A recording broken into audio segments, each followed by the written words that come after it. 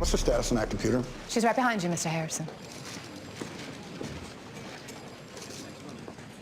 Does she handle analytic geometry? Absolutely.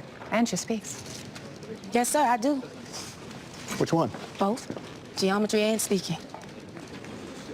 Ruth, give me the... You think you can find me the Fermat frame for this data? Using the Graham-Schmidt... Orthogonalization algorithm? Yes, sir.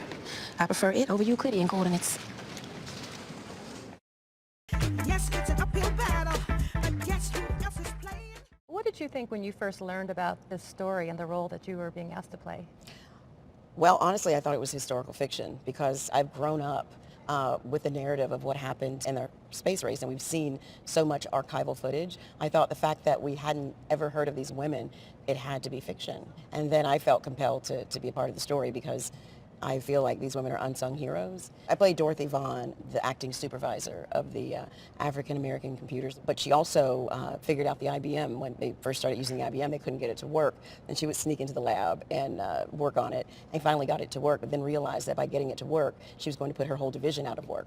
So she then taught herself how to program the IBM using Fortran and taught the other women, both black and white. Were there any parts of this movie that were particularly difficult for you to play? Well, what's not fun is the era. The woman that I play and the other women that Taraji and Janelle play, they didn't even have the right to vote. And the thing that's so amazing is it really wasn't that long ago, and when you think about it. No. Yeah. We are talking about NASA, and they were more progressive than regular society. What was it like working at NASA? Well, when I first joined NASA, I joined a group of engineers. I started off as a hands-on mechanical engineer, and I was the only woman in this group of 50 engineers.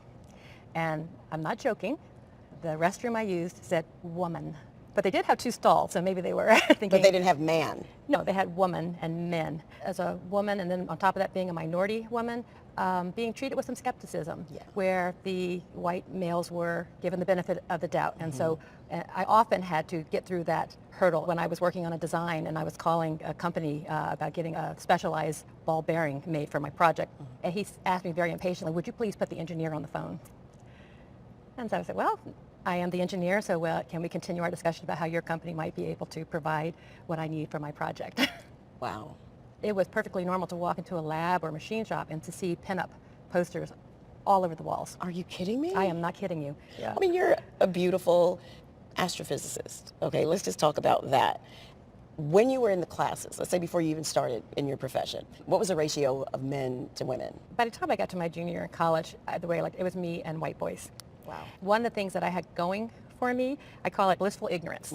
When I was a little girl, I'd come home and play with the power tools. My dad never once blinked. He never once said, girls don't play with power tools. I didn't think there was anything strange or unusual about what I was doing. It's just what I like to do. Fast forward to when I was thinking about colleges, and I'm talking to my guidance counselor, and he saw that I was very good at physics, very good at mathematics, and he said I should consider engineering. And I said, oh, okay, that sounds good. And I didn't notice until my classes got smaller, and I looked around and realized, oh, I'm the only one. You are a modern day combination of Dorothy Vaughan and Mary Jackson. Mary Jackson, there's actually a scene in the movie where she gets to finally start taking engineering classes. And there's a line the instructor says, well, I don't know that this course hasn't been geared towards teaching females. And she says, well, I guess it's the same as teaching a male. And that was, but hearing your story, you just remind me so much of who these women were and what they represent. So thank you for that. It's refreshing. Oh, well, thank you for those reflections. Hidden Figures may not have won any Oscars, but a new toy inspired by the movie is sure to win the hearts of children. We're just on our way to work at NASA, sir. Katherine Johnson, the NASA mathematician played by Taraji P. Henson, is now part of a new Lego set.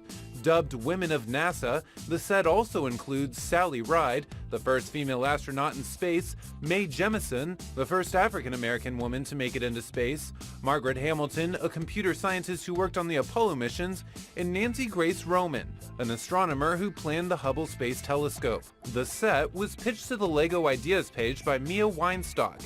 It has since reached the necessary 10,000 votes and will now be sold in stores by LEGO. Weinstock said she wanted to honor women in NASA because, quote, in many cases their contributions are unknown or underappreciated. Now, decades later, the real-life 98-year-old Hidden Figure Miss Johnson is receiving the recognition she deserves, complete with a standing ovation at the Academy Awards.